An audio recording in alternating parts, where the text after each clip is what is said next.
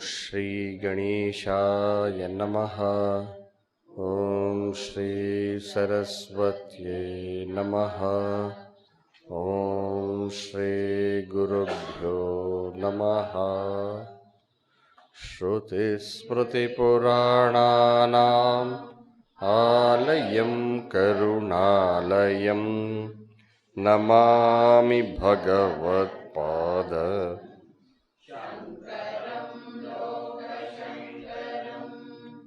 समस्तजनकल्याणे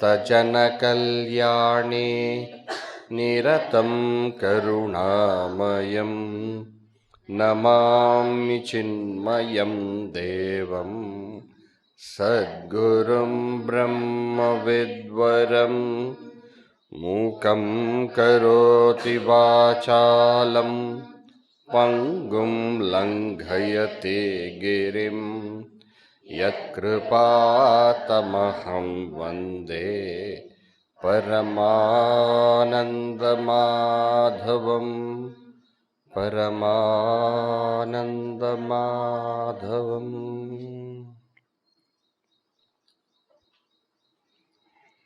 சேர்ந்து படிப்போம்.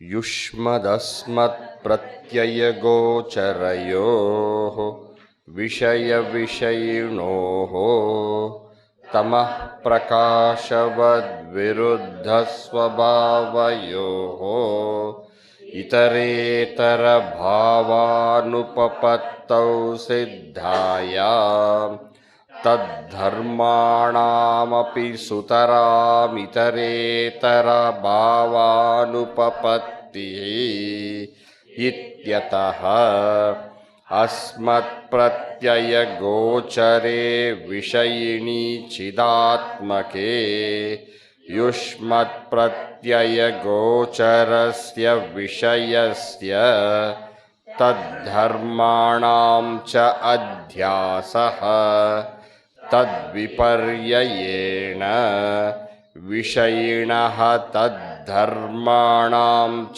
विषये अध्यासः मिथ्या इति भवितुं युक्तम्. அத்தியாச சாமகிரிகள் அத்தியாச சாமகிரி இல்லை என்ற காரணத்தினால்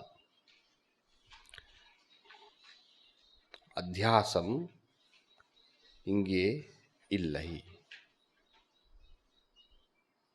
அத்தியாச சாமகிரி இல்லை என்றால்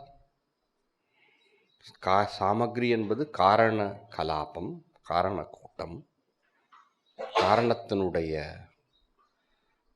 பல காரணங்கள் ஒன்று சேர்ந்துள்ள ஒரு தன்மை. சாதிருஷ்யம் இல்லை.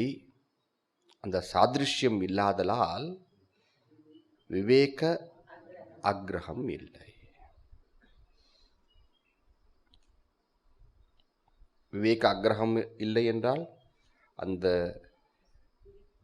பிரித்து பார்க்காத தன்மை இல்லை.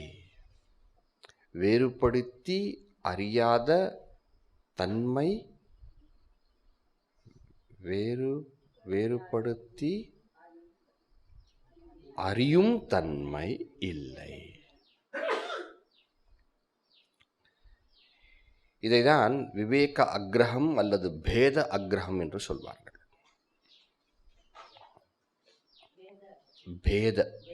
பேத அக்ரஹம், விவேகம் பேதம் இரண்டு ஒரே பொருள் தானே. அக்ரஹம் சேர்ந்தான். ரெண்டுத்துலேயும் அக்ரஹம் இருக்கு. விவேக அக்ரஹம் அல்லது பேத அக்ரஹம் ஒரே பொருள் தான். இப்படி காரண கலாபம் சாமகிரி இல்லாதலால் அத்தியாசம் இங்கு ஏற்பட முடியாது. இங்கு ஏற்பட முடியாது என்றால் என்ன அர்த்தம்? ஆத்மா, தேகம், மனம், இந்திரியம், புத்தி இத்தியாதி அந்த சாதிருஷ்யம் இல்லை என்பதை சுட்டிக்காட்டுவதற்கு உதாகரணம் தமः பிரகாஷவத், இருட்டு வெளிச்சம் போல், விருத்த ஸ்வபாவையோ, வேறான ஸ்வபாவம், வேறான தன்மை, வேறான ஸ்வரூபம், விருத்த ஸ்வபாவையோ. அந்த விருத்த ஸ்வபாவத்தை பாஷ்யக்கார் எவ்வாறு காட்டுகிறார்? யுஷ்மத் அஸ்மத் பிரத்யய கோச்சரயோஹோ விஷய விஷயினோஹோ. யுஷ்மத் பிரத்யய கோச்சரமாக இருக்கக்கூடிய விஷயம், அஸ்மத் பிரத்யய கோச்சரமாக இருக்கக்கூடிய விஷயி. விஷயின் சப்தம் முதல் விபக்தியில் விஷயி, கரின் சப்தம் முதல் விபக்தியில் கரி, தண்டின் சப்தம் தண்டி. அதுபோல விஷயின் சப்தம் விஷயி. ஒன்று விஷயமாகவும் மற்றொன்று விஷயி ஆகவும் இருக்கிறது இல்லையா? விஷயமாக இருக்கக்கூடியது அகங்காராதி தேகாந்தான், அகங்காரத்திலிருந்து தொடங்கி தேகம் வரை. விஷயியாக இருக்கக்கூடியது சைதன்ய ஆத்மா. ஒன்று பிரத்யகாக உள்ளது, மற்றொன்று பராக். ஒன்று திரஷ்டாவாக உள்ளது, மற்றொன்று திருஷ்யமாக உள்ளது. ஒன்று சைத்தன்யமாக உள்ளது, மற்றொன்று ஜடமாக உள்ளது. ஒன்று கிராஹகமாக உள்ளது, மற்றொன்று கிராஹ்யமாக உள்ளது. கிராஹகம் அறிவது, கிராஹ்யம் அறியப்படுவது. இப்படி தமः பிரகாசம் போன்று விருத்த ஸ்வபாவமாக இருப்பதனால் எந்த வகையான ஒரு சாதிருஷ்யமும் இல்லை. எங்கு சாதிருஷ்யம் உள்ளதோ அங்கு அத்தியாசம் ஏற்பட வாய்ப்புள்ளது. கயிறு பாம்பு போல, கிளிஞ்சல் வெள்ளி போல. ஆனால் இங்கு எந்த வகையான சாதிருஷ்யம் இல்லை. எனவே அதை விவேகம் செய்து நாம் அவசியம் அறிகிறோம். அப்படி விவேகம் செய்து அவசியம் அறியும் பொழுது விவேக அக்ரஹம் ஏற்பட வாய்ப்பில்லை. சாதிருஷ்யம் இல்லாதலால், விவேக அக்ரஹம் இல்லாதலால் அத்தியாசம் என்பதற்கு வாய்ப்பில்லை.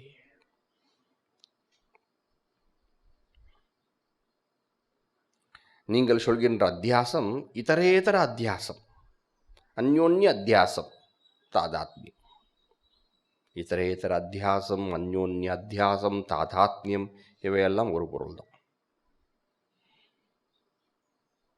சித்தாந்தி சொல்கின்ற அத்தியாசம் இவ்வாறு உள்ளது. எனவேதான் பாஷ்யக்கார் அந்த சைத்தன்ய ஆத்மாவிடத்தில் விஷயத்தையும் அந்த அகங்காராதி தேகாந்தான் என்ற விஷயத்தில் ஆத்மாவையும் தாதாத்மியம் கொண்டு அறிய முடியாது. இதில் அது, அதில் இது என்றும்போது அதுக்கு என்ன அர்த்தம்? இதரேதர அத்தியாசம், அந்யோன்ய அத்தியாசம். அப்படி தர்மீ அத்தியாசம் ஏற்படாத பொழுது, ஒரு பொருளை வேறொரு பொருளாக பார்க்கும் தன்மை இல்லாத பொழுது, ஒரு பொருளை வேறு பொருளாக அத்தியசித்து பார்க்காத போது, தர்மீ அத்தியாசம் இல்லாத பொழுது தர்ம அத்தியாசத்திற்கு வாய்ப்பே இல்லை. சுதராம்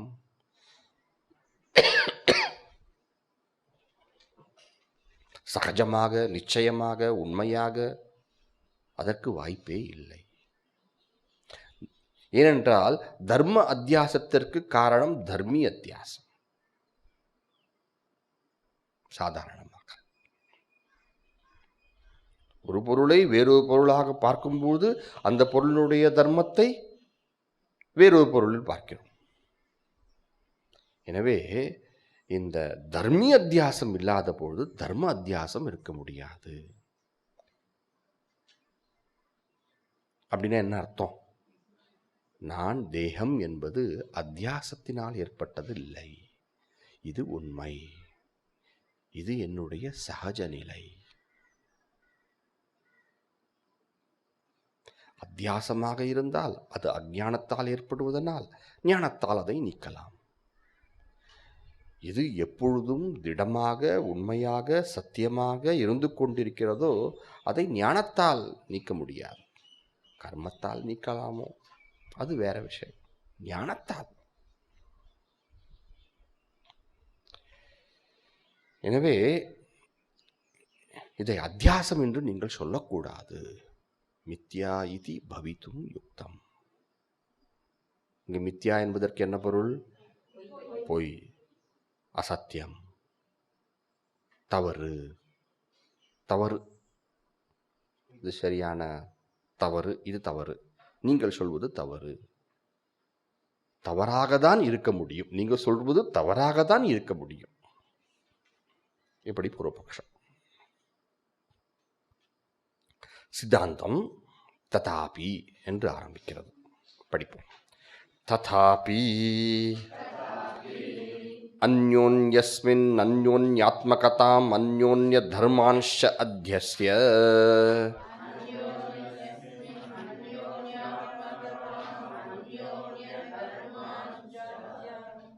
அத்யஸ்ய பிரிச்சு படிக்கிறேன். அந்யோன்யஸ்மின் அந்யோன்யாத்மகதாம்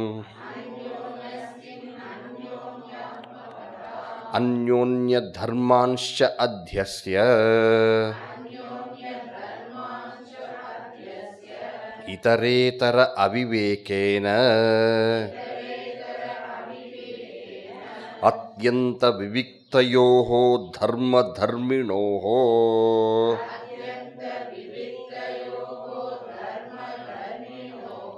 மித்யா ஞான நிமித்தஹ சத்யான்ருதே மிதுனீக்ருத்ய அஹமிதம் மம இதம் இதி நைசர்கிகः அயம் லோகவ்யவஹாரः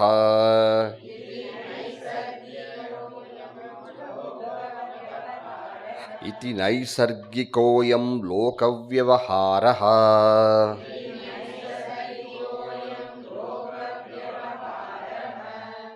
நான் படிக்கிறேன். எங்கெங்கெல்லாம் பிரிக்கணுமோ நீங்கள் பிரித்து எழுதிக்கங்க. அப்புறம் சேர்ந்து படிப்போம். ததாபி நான் மட்டும் படிக்கிறேன், நீங்கள் பாருங்கள். ததாபி அந்யோன்யஸ்மின் அந்யோன்யாத்மகதாம் அந்யோன்ய தர்மான்ஷ அத்யஸ்ய இதரேதரா விவேகேன அத்யந்த விவிக்தயோஹ தர்ம தர்மிணோஹ மித்யா ஞான நிமித்தஹ சத்யான்ருதே மிதுனீக்ருத்ய அஹமிதம் மம இதம் இதி நைசர்கிகோயம் லோகவ்யவஹாரஹ. சரிங்களா? சேர்ந்து படிப்புமா?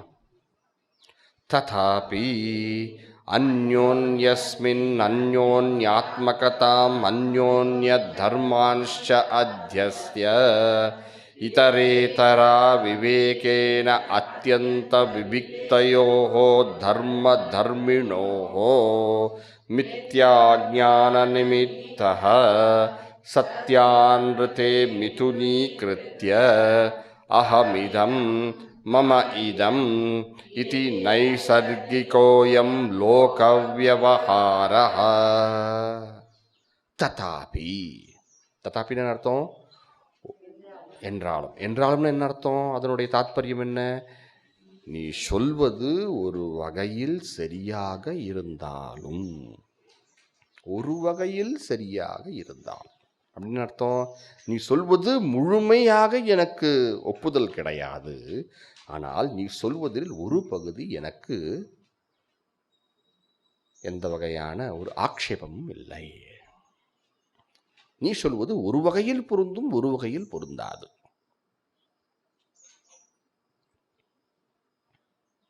ததாபின்னு வந்தாலே இதான் அர்த்தம்.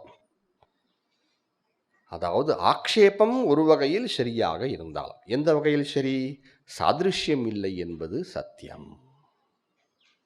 தமப்பிரகாசவத் விருத்த ஸ்வபாவம் என்பது உண்மை.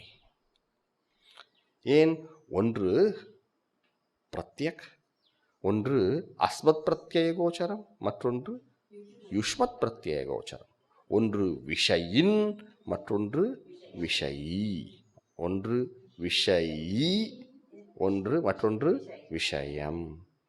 ஒன்று பிரத்யக், மற்றொன்று பராக்.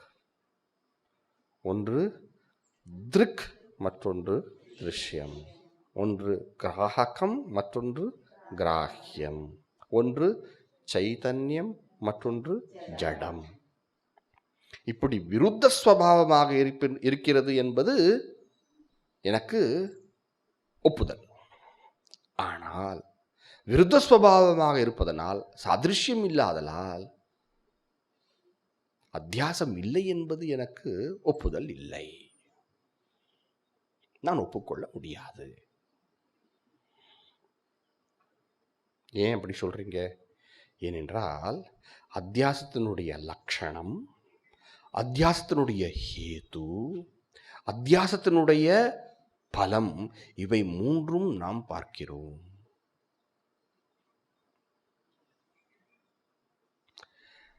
சாதிருஷ்யம் இருப்பதனால் விவேக அக்ரஹம் ஏற்படுகிறது. விவேக அக்ரஹம் ஏற்படுவதனால் அத்தியாசம் ஏற்படுகிறது என்று நீ சொல்லியது ஒரு வகையில் சரி. சாதிருஷ்யம் இருப்பதனால் அதை பிரித்து பார்க்கும் தன்மையை நாம் இழக்கிறோம். அதை பிரித்து பார்க்கும் தன்மை இழக்கும் பொழுது அத்தியாசம் ஏற்படுகிறது. அப்ப அத்தியாசத்திற்கு மூல காரணம் என்ன? பிரித்து பார்க்கும் தன்மை இல்லாமல் போவதுதான் காரணம்.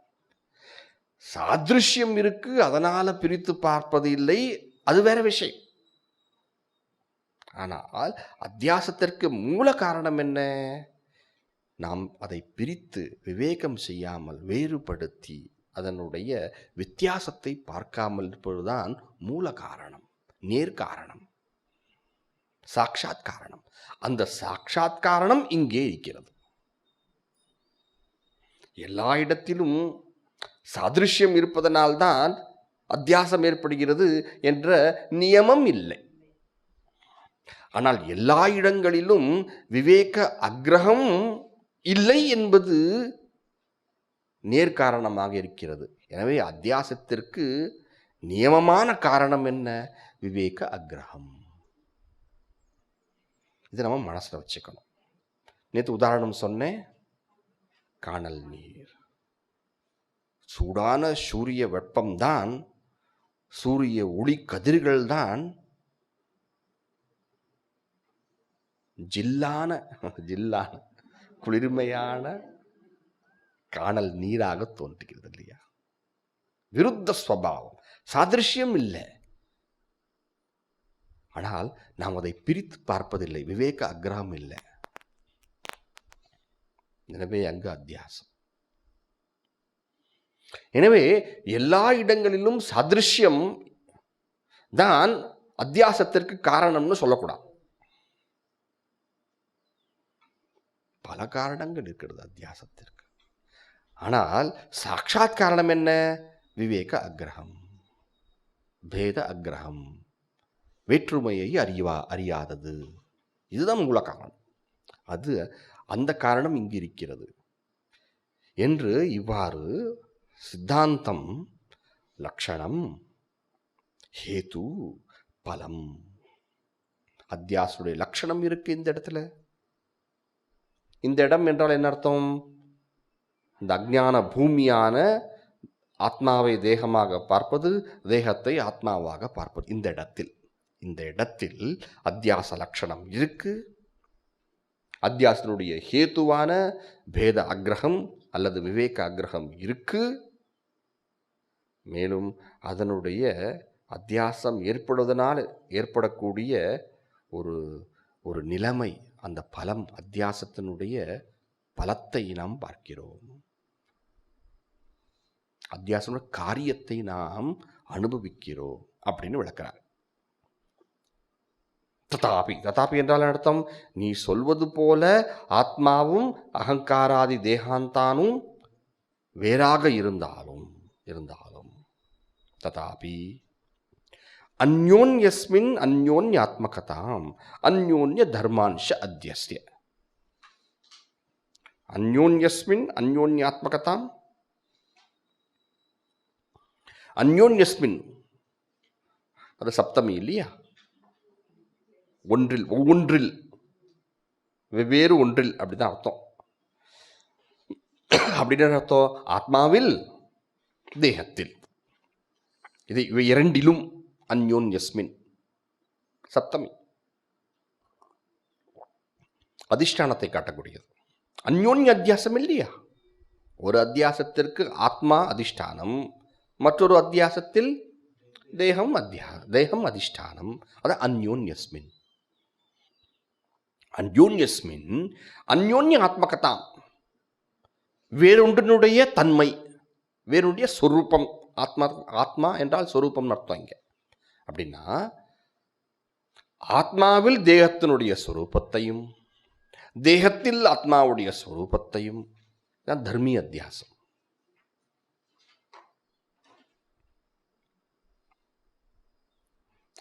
அந்யோன்யஸ்மின் அந்யோன்யாத்மகதாம், ஆத்மாவில் தேகத்தையும் தேகத்தில் ஆத்மாவையும், தர்மீய அத்தியாசம். அப்படி தர்மீய அத்தியாசம் ஏற்படும் போது அடுத்தது என்ன ஏற்படும்? அந்யோன்ய தர்மான்.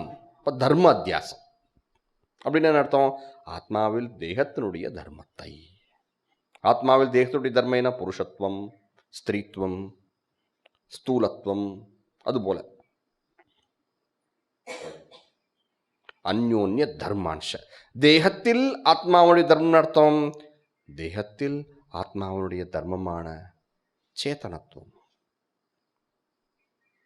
தேகம் ஜடம் அல்ல, தேகம் சேதனம் அப்படின்னு தர்மம், ஆத்மாவுடைய தர்மத்தை தேகத்தில் அத்தியஸ்ய அத்தியாசம் செய்து. இதான் லட்சணம் இல்லையா? அத்தியாசனுடைய லட்சணம் இல்லையா? இங்க இருக்கு இல்லையா? தர்மீய அத்தியாசம் இருக்கு, தர்ம அத்தியாசம் இருக்கு. இது லட்சணம். அந்யோன்யஸ்மின் அந்யோன்யாத்மகதாம் அந்யோன்ய தர்மான்ஷ அத்தியஸ்ய. அப்படிப்பட்ட லட்சணம் அத்தியாசம் ஏற்படுவதனால் இருக்கு இங்கே. ஆனால் அந்த அத்தியாசத்துக்கு காரணம் என்ன?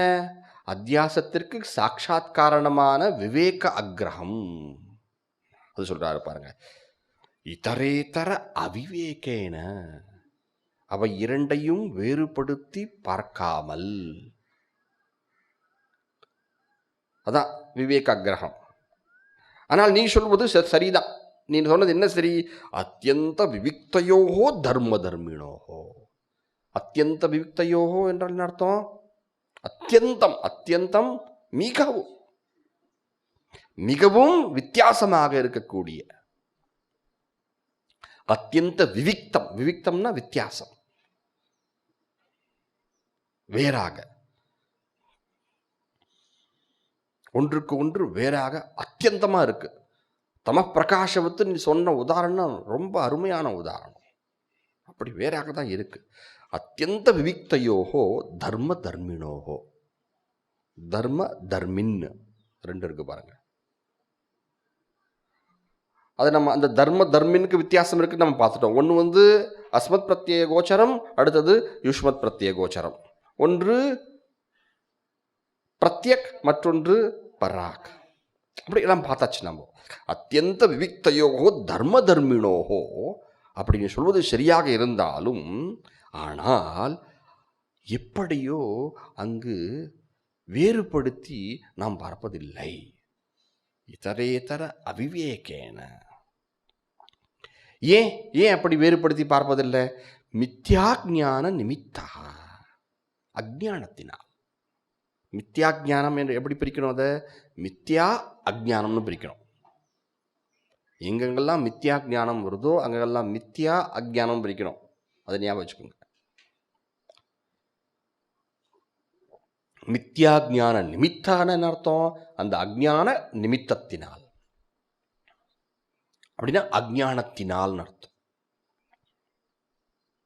அவிவேகத்துக்கு காரணம் அஜ்ஞானம் தானே.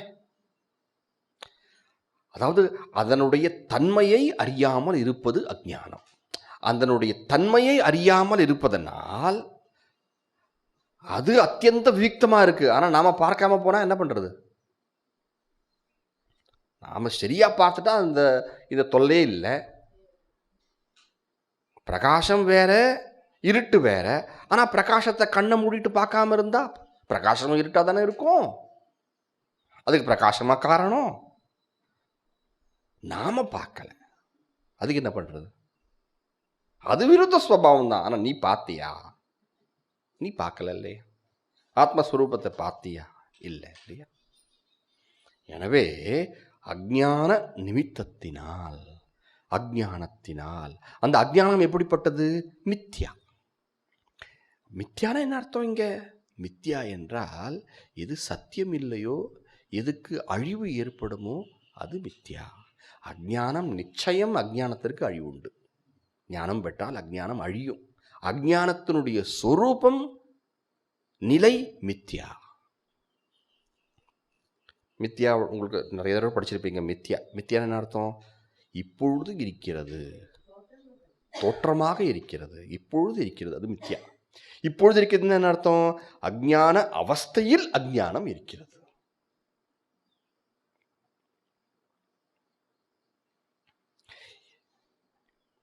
அஜ்ஞான அவஸ்தையில் அஜ்ஞானமும் இருக்கிறது இல்லையா? அஜ்ஞான அவஸ்தையில் பாம்பு மட்டும் தான் இருக்குன்னு சொல்லணுமா? அஜ்ஞான அவஸ்தையில் அஜ்ஞானம் முதல்ல இருக்கு இல்லையா? அஜ்ஞான அவஸ்தையில் இருக்கக்கூடிய பாம்பு மித்யானா, மித்யா என்றால் அந்த அஜ்ஞான அவஸ்தையில் இருக்கக்கூடிய அஜ்ஞானம் மித்தியதான். அஜ்ஞானம் நீங்கும் போது பாம்பு நீங்கும். இப்ப பாம்பு நம்ம மித்யான்னு சொல்றோம். அஜ்ஞானம் ஞானம் வரும்போது அஜ்ஞானம் நீங்கும் போது அஜ்ஞானம் மித்யா தானே. எது தற்காலிகமாக இருக்கிறதோ, எது நீங்குமோ அது மித்யா என்ற லட்சணம் மித்யாவுக்கு பொருந்தும் பொழுது அஜ்ஞானத்திற்கும் அந்த லட்சணம் பொருந்தது இல்லையா? எனவே மித்யாஜான நிமித்தா. அந்த அவிவேகத்துக்கு என்ன காரணம்? இந்த மித்யா அஜ்ஞானம் தான் காரணம். ஏன் பாஷ்யக்காரன் மித்யா அஜ்ஞானம் என்றார்? அஜ்ஞான நிமித்தம்னு சொன்னாலே போதும் இல்லையா? ஏன் மித்யா அஜ்ஞானம்னு கொண்டு வராரு? பயப்படாத, இந்த அஜ்ஞானம் போகும், ஞானத்தால் இது போகும்.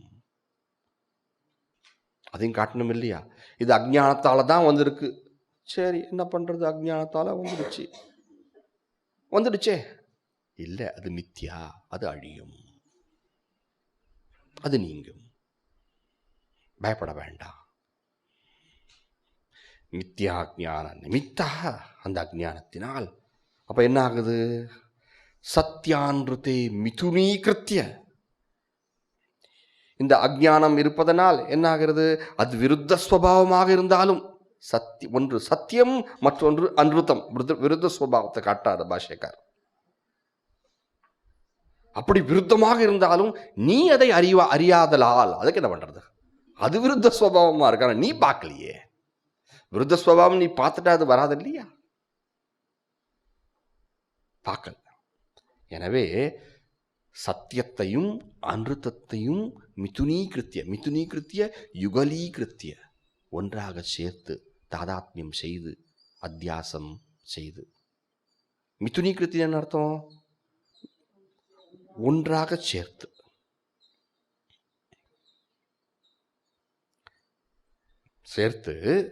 இப்ப இதரேத்தர இங்க பாருங்க, இதரேத்தர அவிவேகேன அப்படின்னு என்ன அர்த்தம்? விவேக அக்ரஹம். அத்தியந்த விவிக்தையோகோ தர்ம தர்மினோகோ அப்படின்னு என்ன அர்த்தம்? விருத்த ஸ்வபாவமாக இருக்கு என்றாலும் அதனுடைய அந்த விருத்த ஸ்வபாவத்தை நீ பார்க்காதலால். ஏன் பார்க்கல? மித்யாஜான நிமித்த, அஜ்ஞானத்தினால் நீ பார்ப்பதில்லை. அப்ப அஞ்ஞானத்தினால் நீ அதனுடைய விருத்த ஸ்வபாவத்தை பார்க்காதலால் நீ என்ன செய்கிற?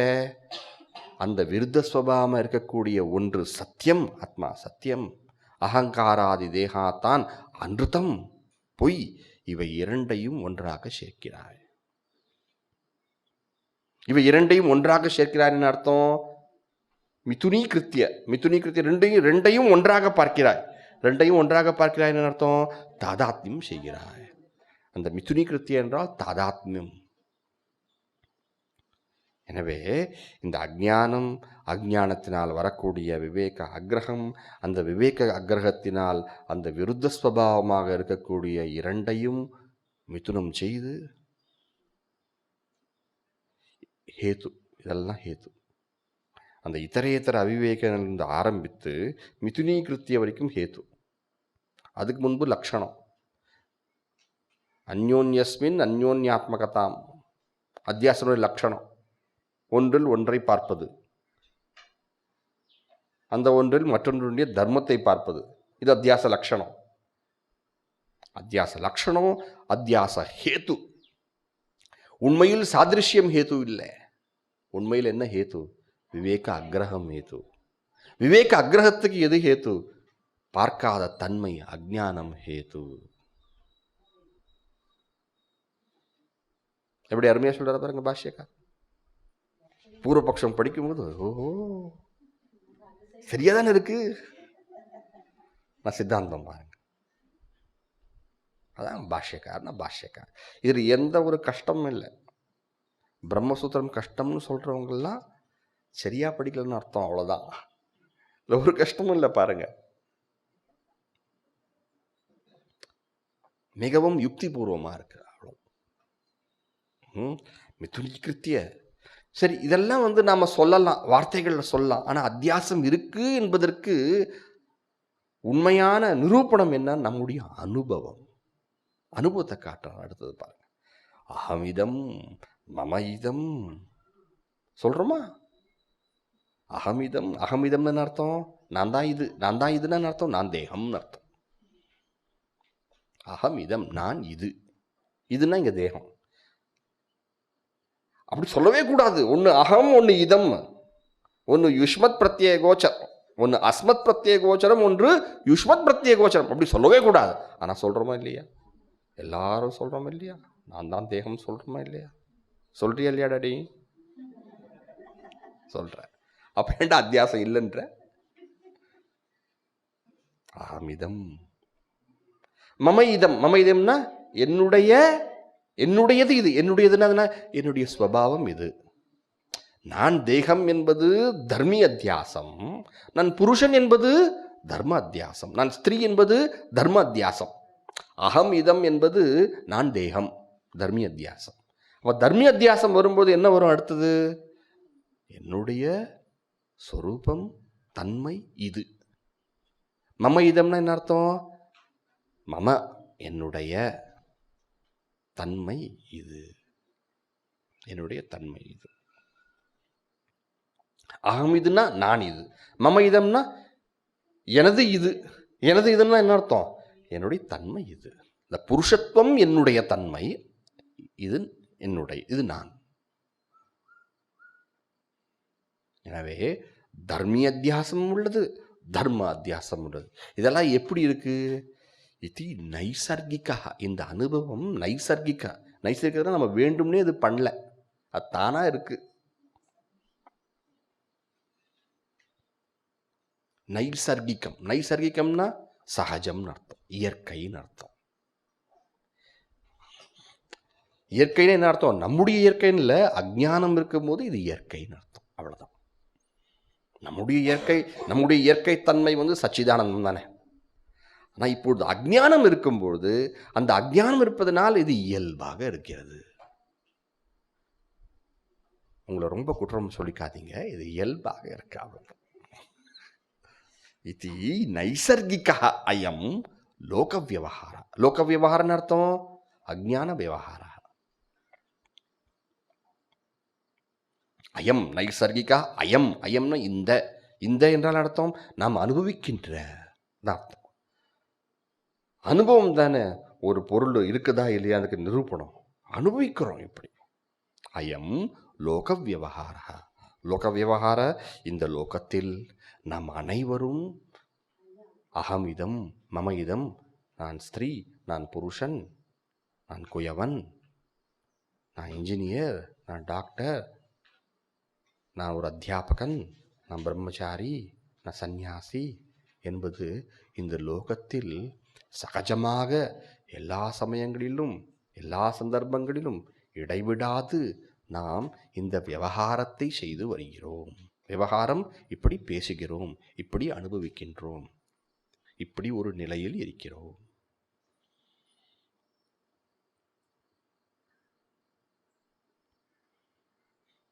இந்த அகமிதம் மம இதம் இது நைசர்கிக லோக விவகார, அதுவரை அது பலம்.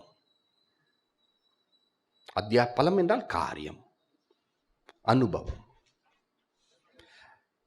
நம்முடைய அனுபவத்தை காட்டி அந்த அனுபவத்திற்கு காரணத்தை நிரூபித்து, அந்த காரணத்தை நிரூபித்து அத்தியாசனுடைய சுரூபத்தை பாஷ்யக்கார் இந்த சித்தாந்த பட்சத்தில் காட்டுகிறார்.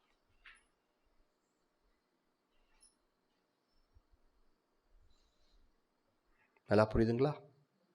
படிப்புமா இந்த பகுதியை? ததாபி அந்யோன்யஸ்மின் அந்யோன்யாத்மகதாம் அந்யோன்ய தர்மான்ஷ அத்யஸ்ய இதரேதரா விவேகேன அத்யந்த விவிக்தயோஹோ தர்ம தர்மிணோஹோ மித்யாஞான நிமித்தஹ சத்யான்ருதே மிதுனீக்ருத்ய அஹமிதம் மம இதம் இதி நைசர்கிகோயம் லோகவ்யவஹாரஹ. சரியா? அடுத்து ஆஹ கோயம் அத்யாசோ நாம இதி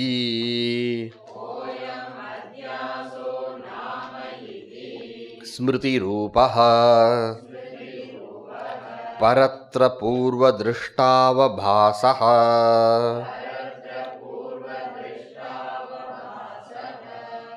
சரி, படிப்போம்.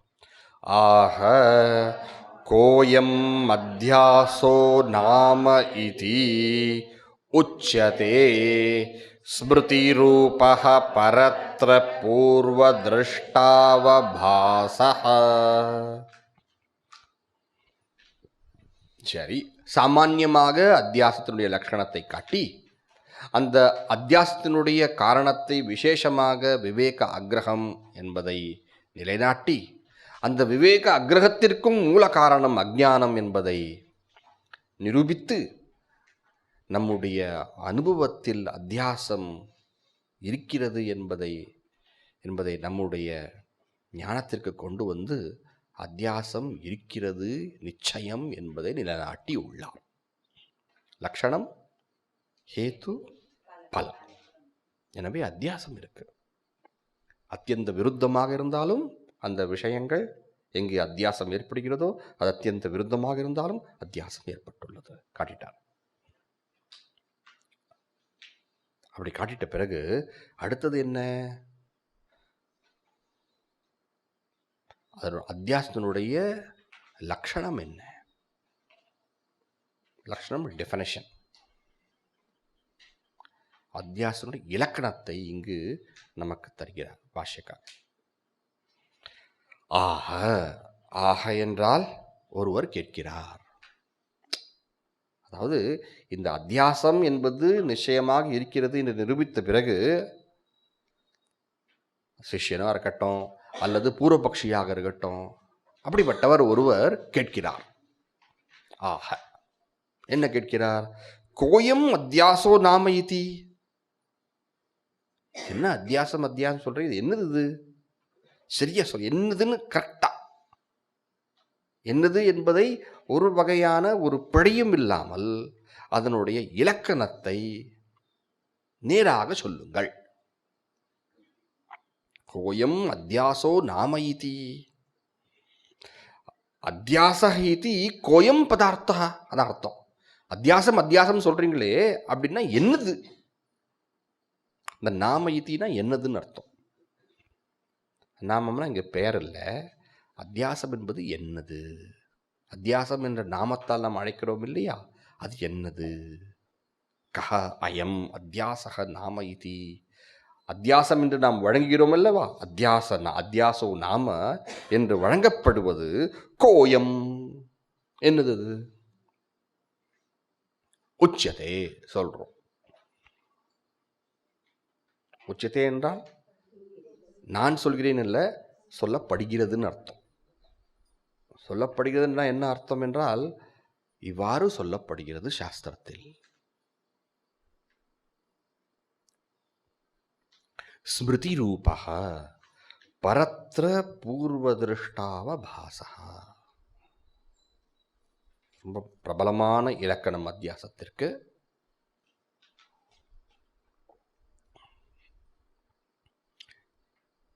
பிறகு இறுதியில் அத்தியாச பாஷ்யம் முடியும் தருணத்தில் வேறொரு இலக்கணத்தையும் தருகிறார். அது இதை காட்டிலும் பிரபலமானது. அது நிச்சயம் உங்களுக்கெல்லாம் தெரிஞ்சிருக்கும். அதஸ்மின் தத் புத்தி. படிச்சிருப்பீங்க இல்லையா, நிறைய இடத்துல வந்திருக்கும். அதான் அதஸ்மின் தத் புத்தி.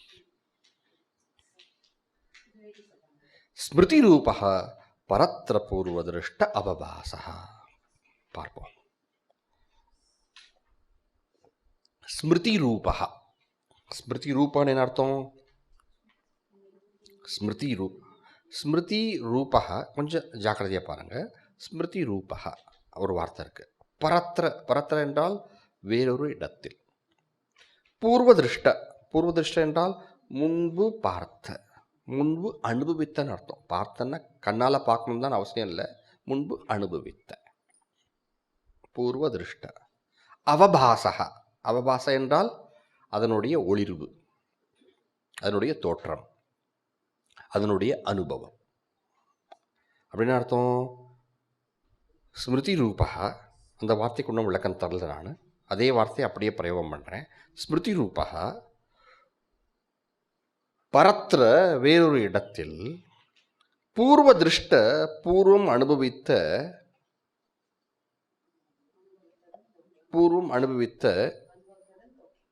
அவபாசக அதனுடைய தோற்றம், அதனுடைய ஒளிர்வு, அதனுடைய அனுபவம். இந்த ஸ்மிருதி ரூபான என்ன அர்த்தம்? என்னது ஸ்மிருதி ரூபம்? இங்க ஸ்மிருதி ரூபம் என்ன அர்த்தம்? ஞாபகம். ஸ்மிருதி என்றால் ஞாபகம். அது ஞாபகமா? இங்க அத்தியாசம் ஒரு ஞாபகமா? அத்தியாசம் ஒரு ஞாபகமா? இல்லை இல்லையா. ஞாபகம்னா கண்ணை மூடிட்டு அப்படியே நேற்று என்ன படித்தோம் அதனோட ஞாபகம். அது அத்தியாசமா? அது அத்தியாசம் இல்லை. ஸ்மிருதி என்பது அதில் தோஷம் இல்லை. அத்தியாசம் தோஷம் இருக்கு. ஆனால் பாஷ்யக்காரங்க ஸ்மிருதி ரூபம்னு சொன்னால் என்ன சொல்ல வராரு பாருங்க. ஸ்மிருதி ரூபம் தான் இருக்கு, ஸ்மிருதி ஸ்வரூபம் இல்லை. ஸ்மிருதியே போல இருக்கு, ஆனால் ஸ்மிருதி இல்லை. ஸ்வரூபம்னா அந்த ஸ்வரூபம், ரூபம்னா அந்த அந்த ஸ்மிருதியினுடைய ரூபத்தில் இருக்கு. ஸ்மிருதிக்கு என்ன ரூபம் இருக்கோ அது போல இதுலும் ஒரு ரூபம் இருக்கு. அந்த ஸ்மிருதியினுடைய ஒரு தன்மை இருக்கே ஒழிய இது ஸ்மிருதி இல்லை. அதான் அர்த்தம் ஸ்மிருதி ரூபம். இதை விளக்குவது தான், இதை இப்படி விளக்குவாங்க. ஸ்மிருதேஹே ரூபம் இவ ரூபம் யஸ்ய. என்ன எழுதிக்கங்க. ஸ்மிருதேஹே ரூபம் இவ ரூபம் யஸ்ய. ஸ்மிருதேஹே ரூபம் இவ ரூபம் யஸ்ய. யஸ்ய இதனுடைய ரூபம் இதனுடைய ரூபம், இதனுடைய தன்மை ஸ்மிருதியை போல் உள்ளது. ஸ்மிருதேஹே ரூபம் ஸ்மிருதியினுடைய தன்மை. ஸ்மிருதேஹே ரூபம் இவன போல. ரூபம் யஸ்ய எதனுடைய தன்மை, எதனுடைய தன்மை ஸ்மிருதியினுடைய தன்மை போல் உள்ளதோ அது அத்தியாசம். ஸ்மிருதியினுடைய தன்மைன்னு சொல்லும்போது ஸ்மிருதியினுடைய தன்மையில் சில விஷயங்கள் இருக்கு. தன்மை, ஸ்மிருதியினுடைய தன்மை. ஒன்று, எதை நாம் ஸ்மரணம் செய்கிறோமோ அந்த விஷயம் நமக்கு முன்பு இல்லை. அதனுடைய அனுபவம், பிரத்யக்ஷ அனுபவம் இப்பொழுது கிடையாது. எதை ஸ்மரணம் செய்கிறோமோ அந்த விஷயம், ஸ்மரணம் செய்கின்ற விஷயம் இப்பொழுது அசந்நிகிதமாக இருக்கிறது. சந்நிகிதம் என்றால் நமக்கு முன்பு, சந்நிகிதம் வித்தியமானம், சந்நிகிதம் நமக்கு முன்பு. நீங்கள் கேட்கக்கூடாது, சாமிஜி ஏன் அதை நீங்கள் தமிழில் சொல்லக்கூடாது சந்நிகிதம்? சில சப்தங்கள்லாம் அந்தந்த மொழியில் படிக்கும்போது அதனுடைய தன்மை ஒன்றும் தெளிவாக இருக்கும். சந்நிகிதமாக நமக்கு முன்பு இல்லை, நமக்கு அருகில் இல்லை, அது புறமாக இருக்கிறது. சந்நிகிதமாக இல்லை. இது முதல் தன்மை. முதல் தன்மை என்றால் என்ன அர்த்தம்? ஸ்மிருதியை பொறுத்த மட்டும், ஸ்மிருதியுடைய தன்மைகளில் முதல் தன்மை நாம் ஸ்மரணம் செய்கின்ற விஷயம் நமக்கு அருகில், நமக்கு முன்பில் சந்நிகிதமாக இல்லை. இது ஒன்று. அடுத்தது, ஸ்மிருதி வர வேண்டும் என்றால் பூர்வ அனுபவம் இருக்கணும். இது இரண்டாவது தன்மை. பூர்வ அனுபவத்தினால் வரக்கூடிய சம்ஸ்காரத்தினால் ஏற்படக்கூடியது ஸ்மரணம் அல்லது ஸ்மிருதி. பூர்வ அனுபவ சம்ஸ்காரம் வேணும். ஸ்மிருதியில் அந்த ஸ்மரணம் செய்யக்கூடிய விஷயம், நாம் ஸ்மரணம் செய்யக்கூடிய விஷயம் அசந்நிகிதமாக இருக்கு. அசந்நிகிதம் அர்த்தம், நமக்கு நம்முடைய அறிவில், நம்முடைய அருகில் இப்பொழுது பார்க்கக்கூடிய தன்மையில் இல்லை. சந்நிகிதம், சந்நிகிதம்னா அருகில் அர்த்தம். அப்படின்னு என்ன அர்த்தம்? அவித்தியமானம். வித்தியமானம்னா இருக்கு, அவித்தியமானம்னா இல்லை, அனுபவத்தில் இப்பொழுது இல்லை. இது முதல் தன்மை. அடுத்தது என்ன? அடுத்தது ஸ்மிருதிக்கு காரணம் பூர்வ அனுபவ சம்ஸ்காரம். பூர்வ அனுபவத்தினால் சம்ஸ்காரம் வருது. சம்ஸ்காரம்னா அந்த அனுபவத்தினால் ஏற்படக்கூடிய, ஆழ் மனதில் ஏற்படக்கூடிய வாசனைக்கு தான் சம்ஸ்காரம்னு சொல்கிறோம். சம்ஸ்காரம் வாசனை ஒரே பொருள் தான். சில பேர் நினைக்கிறாங்க சம்ஸ்காரம்னா நல்லது, வாசனைன்னா கெட்டது. இல்லை, சம்ஸ்காரம் வாசனை என்பது ஆழ்மனதில் ஏற்படக்கூடிய தாக்கம், அவ்வளோதான், அனுபவத்தினுடைய தாக்கம்.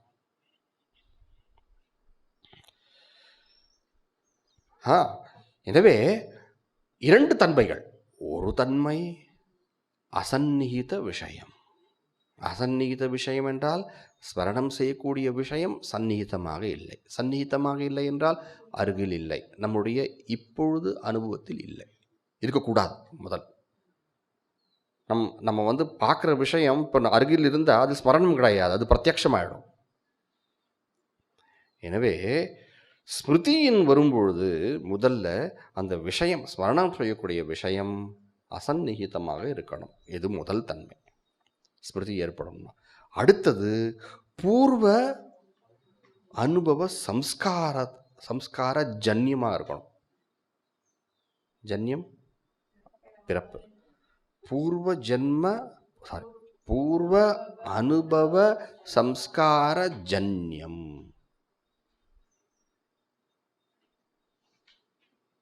அசந்நிகித விஷயம் பூர்வ அனுபவ சம்ஸ்கார ஜன்யம். இப்படி இருக்கணும். இப்படி இரண்டு தன்மைகள் இருக்கு ஸ்மரணத்திற்கு, ஸ்மிருதிக்கு. இந்த தன்மைகள் அத்தியாசத்துல பொருந்தி இருக்கு. இந்த இரண்டு தன்மையும் அத்தியாசத்துல இருக்கு. இரண்டு தன்மை. ஒரு தன்மை என்ன? அசந்நிகித விஷயம். அந்த பாம்பு நம்ம பார்க்கிறோம், ஆனா அந்த பாம்பு இருக்காங்க இல்லை. அத்தியாசத்தினுடைய விஷயம் சந்நிகிதமாக இல்லை.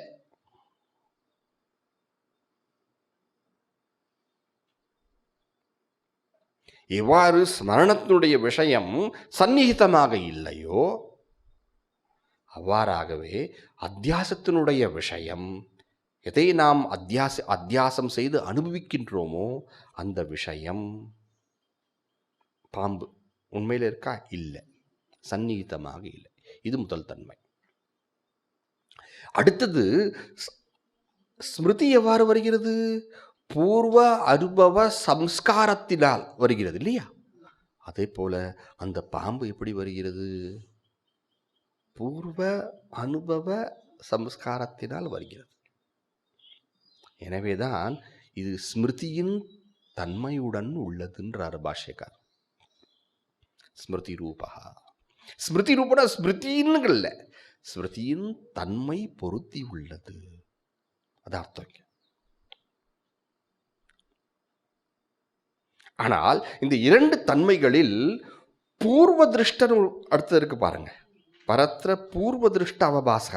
அந்த பூர்வ திருஷ்டம்னு வரும்பொழுது என்ன அர்த்தம்? முன்பு பார்த்தன பொருள் பூர்வ திருஷ்ட.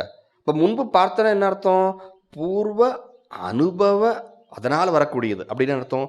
பூர்வ அனுபவ சம்ஸ்கார அந்த ஜன்யமானது, அந்த இரண்டாம் தன்மை அந்த வார்த்தையில் வந்துடுச்சு. இரண்டு தன்மைகள் சொன்னோம் இல்லையா?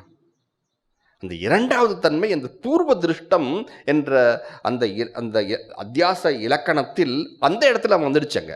எனவே இங்க ஸ்மிருதி ரூபா என்று வரும்பொழுது என்ன பொருள்? இங்க அசந்நிகித விஷயம், அதான் இங்க வரும். மற்றது அங்க வந்துடுச்சு. அதனால இரண்டாவது தன்மைக்கு ஒரு வார்த்தையை பயன்படுத்தி அதை விளக்குவதனால் அந்த முதல் தன்மை தான் இங்கே நம்ம ஸ்மிருதி ரூபத்தை நம்ம எடுத்துக்கணும். ஏன்னா ரெண்டாவது தன்மை அங்கே வந்துடுச்சு. அப்படின்னா ஸ்மிருதி ரூபம்னு என்ன அர்த்தம்? அத்தியாசத்தினுடைய விஷயம் சந்நிகிதம் இல்லை. அத்தியாசத்தினுடைய விஷயம் அசந்நிகிதமாக இருக்கிறது, அவித்தியமானமாக இருக்கிறது.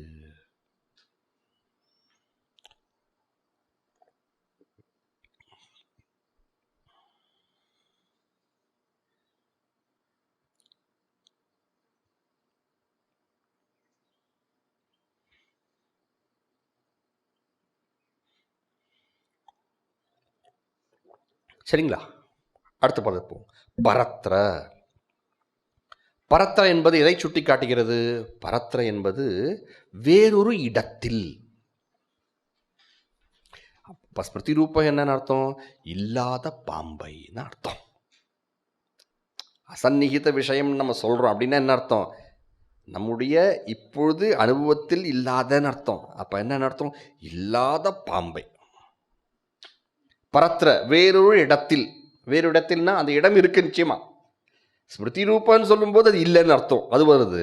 பரத்ரன் வரும்போது அது இருக்கு வேறொரு இடத்தில். வேறொரு இடத்தில்னா கயிறு. அப்ப ஒன்று அசத்தியம் அன்றுதம், மற்றொன்று சத்தியம். சத்தியான்றுதே மிதுனீகிருத்திய இல்லையா? பரத்ர வேறொரு இடத்தில் பார்க்குறோம். எப்படி பார்க்குறோம்? எந்த காரணம்? பூர்வ திருஷ்ட அவபாச. பூர்வம் ஒரு பாம்பு பார்த்துருக்கோம், முன்பு ஒரு பாம்பு பார்த்துருக்கோம். முன்பு ஒரு பாம்பு பார்த்துருக்கோம் இல்லையா? அந்த பாம்பினுடைய அனுபவம், அந்த அனுபவத்தினால் வரக்கூடிய சம்ஸ்காரம், அந்த சம்ஸ்காரத்தினால் இப்பொழுது வேறொரு இடத்தில் தோன்றக்கூடிய அவபாசம். அவபாசம் தோற்றம், ஒரு ஒளிர்வு. இதான் அத்தியாசம். அவ்வளவுதான், வேற என்ன?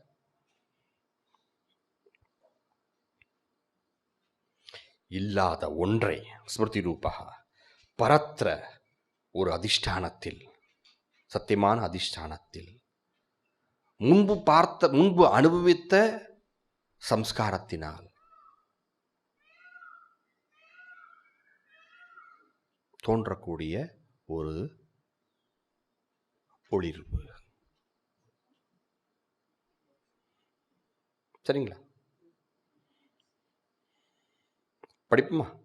ஸ்மிருதி ரூபா பரத்ர பூர்வ திருஷ்டாவபாச. ஸ்மிருதியை போன்று அசந்நிகித விஷயத்தை விஷயமாக இருந்து, அத்தியாசத்தினுடைய விஷயம் அசந்நிகிதமாக இருந்து வேறொரு அதிஷ்டானத்தில் அதை பூர்வம் அனுபவித்த சம்ஸ்காரத்தினால் இப்பொழுது ஏற்படக்கூடிய தோற்றம், இதுதான் அத்தியாசம். இப்போ பரத்ர என்பது அதிஷ்டானத்தை காட்டக்கூடியது. ஸ்மிருதி ரூபக என்பது அசந்நிகித விஷயம், அவித்தியமான விஷயத்தை சுட்டிக்காட்டுவது. பூர்வ திருஷ்ட அவபாசம் என்பது முன்பு ஏற்பட்ட அனுபவத்தினுடைய சம்ஸ்காரத்தினால் ஏற்படக்கூடிய ஒரு தோற்றத்தை காட்டுவது. இப்படி 3 இதெல்லாம் சேர்த்து நீங்கள் புரிந்து கொள்ளணும். இப்போ அத்தியாசத்தில் என்னென்ன இருக்குது? முதல்ல அந்த விஷயம் இல்லை, அடுத்தது அதிஷ்டானம் இருக்குது, மூன்றாவது அது பூர்வ அனுபவத்தினால் ஏற்பட்ட சம்ஸ்காரத்தினால் அதனால் ஏற்பட்ட ஒரு தோற்றம். இப்படி இந்த விஷயங்கள்லாம் சேர்ந்து வரும்பொழுது அது அத்தியாசம் ஆகிறது.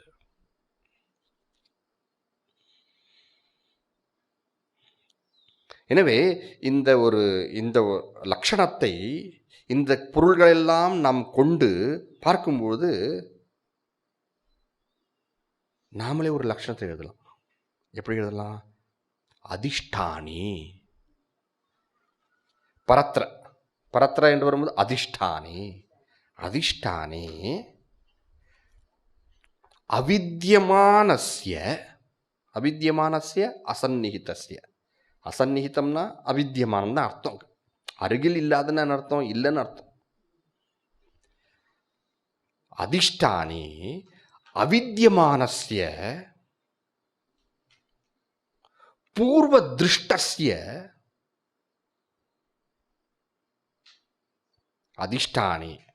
அதிஷ்டானத்தில் அவித்யமானஸ்ய இல்லாத ஒன்றை, அசந்நிகிதம் அவித்யமானம். அதிஷ்டானே அவித்யமானஸ்ய பூர்வ திருஷ்டஸ்ய, முன்பு பார்த்தது இப்ப இல்லை. அதிஷ்டானே அவித்யமானஸ்ய பூர்வ திருஷ்டஸ்ய, இல்லாத முன்பு பார்த்ததை, இல்லாத அவித்யமானஸ்ய பூர்வ திருஷ்டஸ்ய முன்பு பார்த்ததை, அதனுடைய பூர்வ திருஷ்டஸ்ய அவபாசக. இதான் அத்தியாசம்.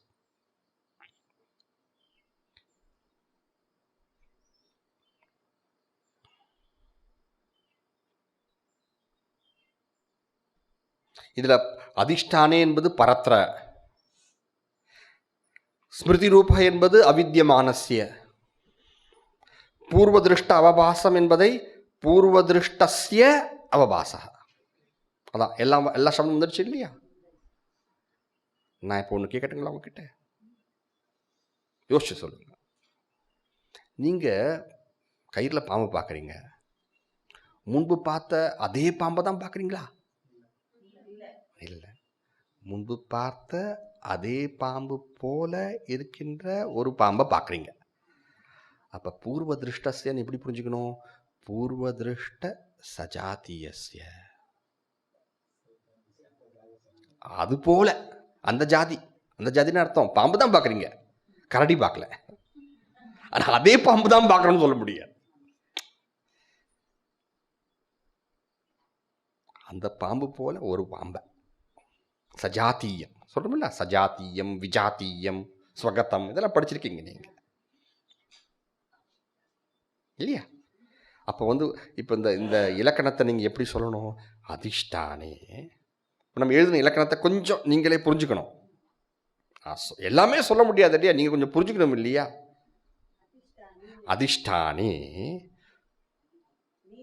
அதிஷ்டானே அவித்யமானஸ்ய பூர்வதிருஷ்ட சஜாத்தீயஸ்ய அவபாசः. இதான் அத்தியாசம்.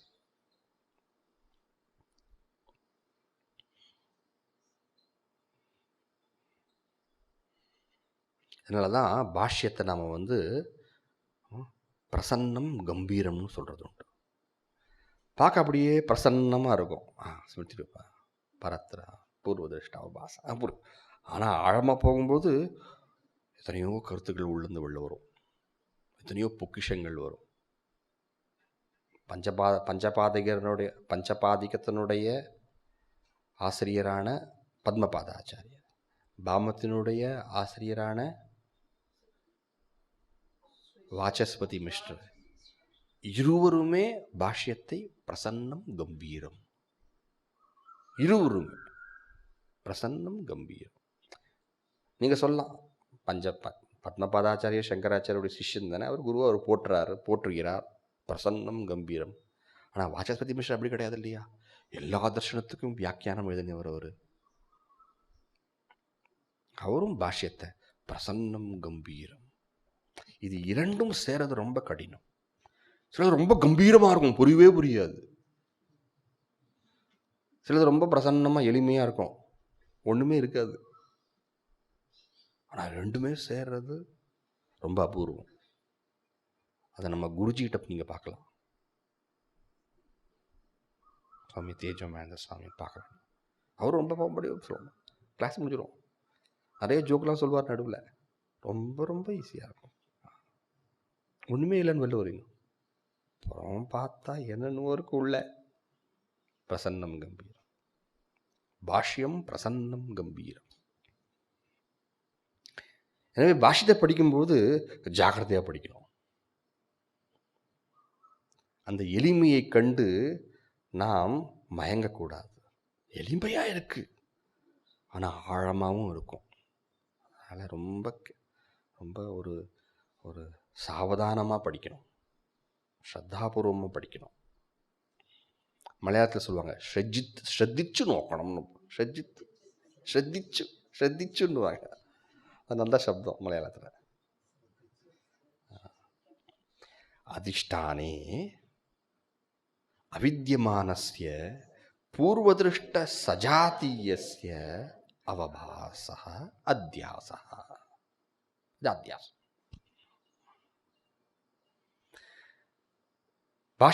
பாமதிகார் இதை விளக்கும் போது அவர் என்ன சொல்றாரு, வாசஸ்பதி மிஸ்ரர், அத்தியாசம் என்பது அவபாசம் அப்படின்னு அந்த வார்த்தைக்கு மட்டும் எடுத்து முக்கியத்துவம் தராரு. அவர் எல்லா வார்த்தைகள் ஸ்மிருதி ரூபக பரத்ர பூர்வதிருஷ்ட அவபாச என்று இந்த ஒரு பெரிய இலக்கணம் இருந்தாலும் இந்த பெரிய இலக்கணத்தை பாமதிகாரர் அவபாச அத்தியாச அவபாச என்று ஒரே சப்தத்தில் விளக்க முடியும்னு சொல்றார்.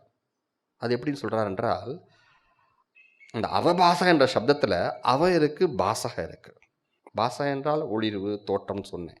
அந்த அவ என்ற உபசர்க்கத்திற்கு அவமதா அவசன்னக அவசன்னக அவமதः வா பாசக அவசன்னோ அவமதோ வா பாசக அவபாசக அப்படின்னு விளக்குறார். அவசன்னக அவமதः வா பாசக, வானா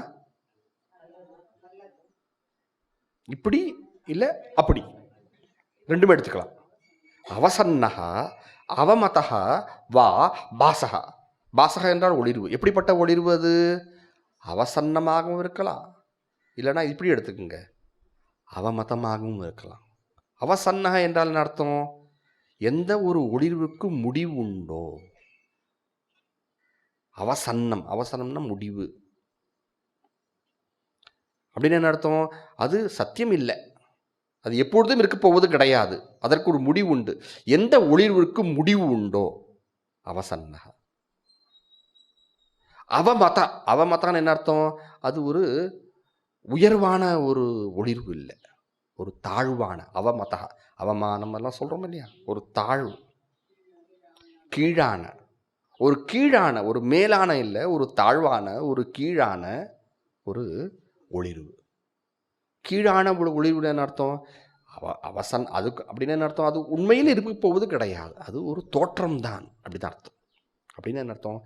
பிரத்யயாந்தர பாதாத், வேறொரு எண்ணத்தினால் அதற்கு ஒரு பாதம் உண்டாகும், அதற்கு அழிவு உண்டாகும்.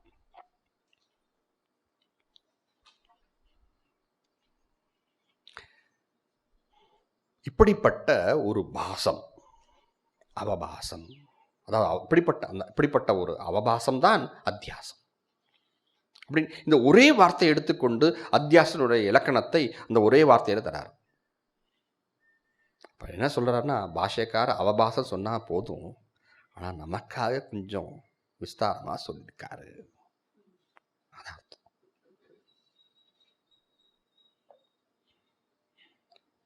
புரியுதுங்களா நான் சொன்னது? இப்போ அவசன்னஹ அவமதஹ வா பாசஹ. அவபாசம் இப்படி இப்படி இப்படி அவசன்னஹ அவமதஹ வா பாசஹ. அவசன்னஹ எதற்கு? முடிவு. அவமதஹ கீழான. கீழான அது ஞானமாக கருத முடியாது தோன்றினாலும். சரிங்களா? இப்படி அத்தியாச லட்சணத்தை நாம் பார்த்துள்ளோம். இந்த இப்போ நம்ம பார்த்ததுக்கு அத்தியாச லக்ஷண பாஷ்யம். இந்த பாஷ்யத்தில் இந்த இந்த பகுதி வந்து அத்தியாச லக்ஷண பாஷ்யம். எப்படி பூர்வபக்ஷ பாஷ்யம் பார்த்தோம் இல்லைங்களா? அத்தியாச பூர்வபக்ஷ பாஷ்யம், சித்தாந்த பாஷ்யம்.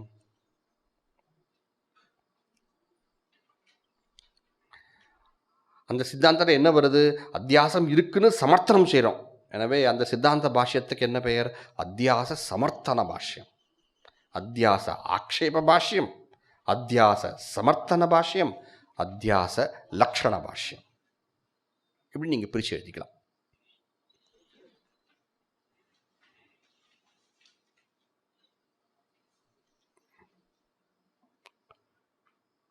இதோட முடிச்சுப்போம் இப்போ.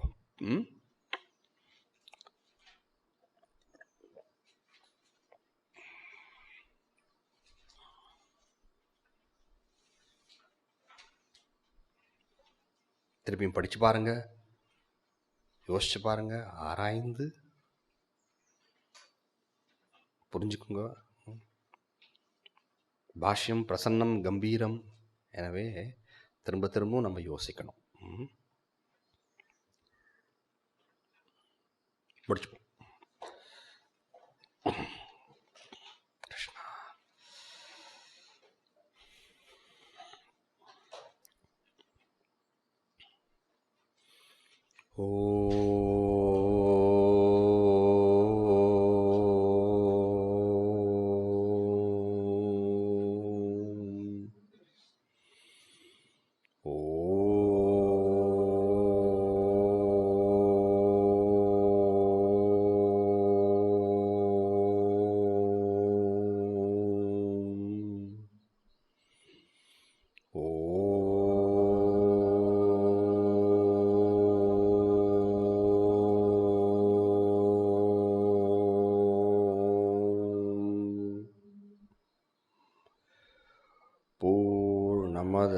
पूर्णमिदं पूर्णात् पूर्णमुदच्यते पूर्णस्य पूर्णमादाय पूर्णमेवावशिष्यते।